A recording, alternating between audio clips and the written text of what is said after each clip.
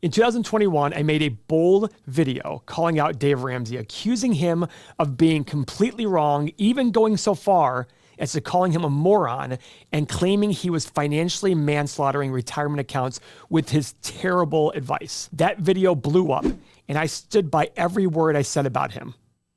And now, despite being wrong back then, Dave Ramsey can finally look right because a stopped clock is right twice a day. And finally, Dave Ramsey is right again. The reason I said he was wrong back then is he was telling everybody, do anything possible to pay off your mortgage. It doesn't matter what it is. And I would watch videos of him and his crew. And somebody would call in and say, hey, should I have my mortgage? And they say, well, do you like paying interest? And he'd be like, no, duh. It's like, no, that's not what it is.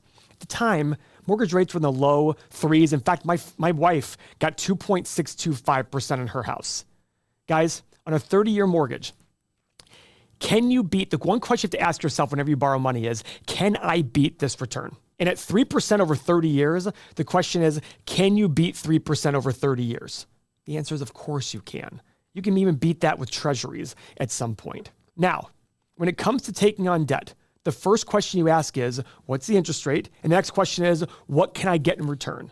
If the return interest rate's higher than the rate you're being charged, you may want to consider it. On a house or an asset that's increasing in value, I would highly encourage you to, unless you just have gobs of money you don't care, or emotionally you want a house paid off because it helps you sleep better at night. I will never argue with that one.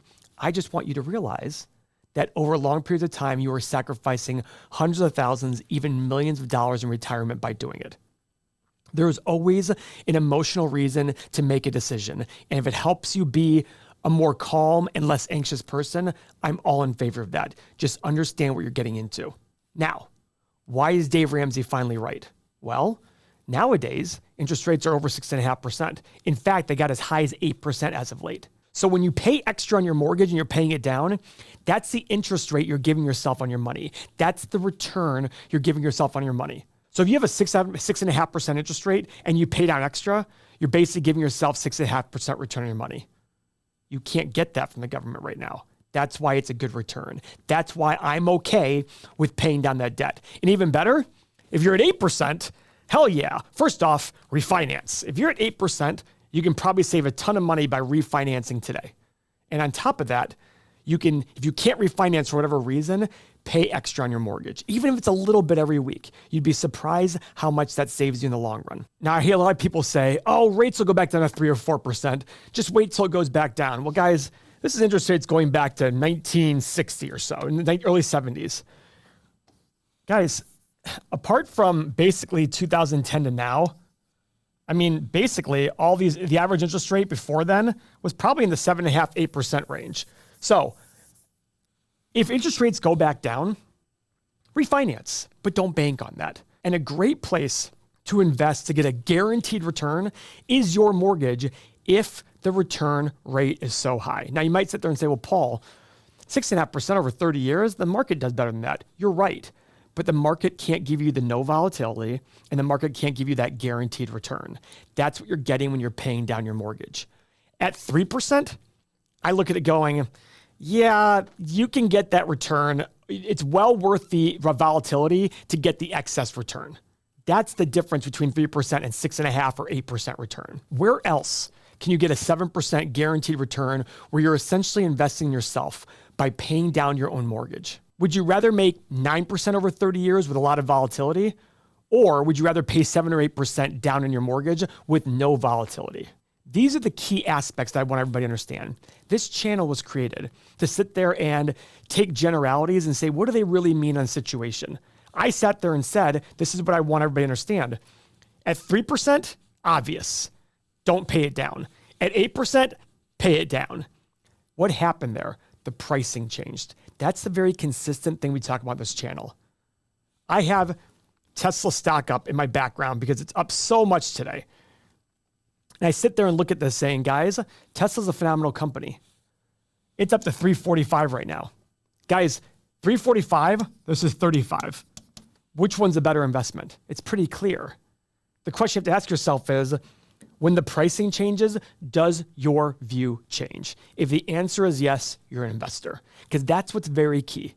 With Dave Ramsey, he was sitting there saying a blanket statement of do not have debt. Because what he was saying was, well, if you pay interest, you're wasting $100,000 in interest in your lifetime. Yeah, but that money being invested in the market ends up being $1 million. So you're actually losing $900,000 there. Just to prove to you how asininely dumb Dave Ramsey is overall, and that he's just a blind squirrel finds a nut every so often, there's a video out there where Graham Stephan's talking to Dave Ramsey. He says, would you take $1 billion loan at 0% interest for 10 years? And Dave Ramsey said no. And everybody starts laughing. He is so fucking stupid for saying that. You could literally put it in a 10-year treasury, making 3.6% right now. At the time, it was like 4.2%, making $42 million per year. You pay your tax, and then at the end of 10 years, you give back the $1 billion.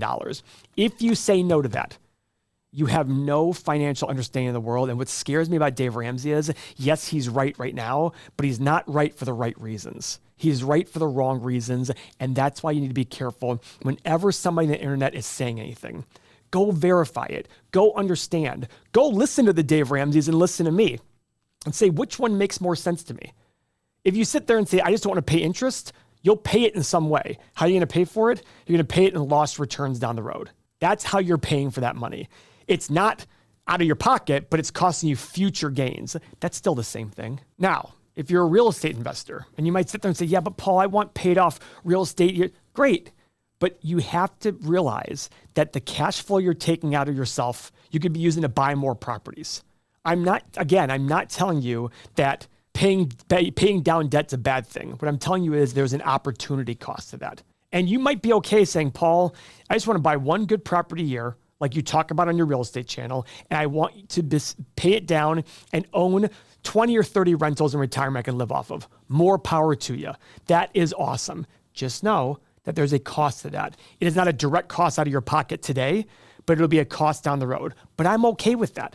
And I've actually become a big believer in that lately. If you have enough, why take on more debt? Why take on more risk? But that's the point.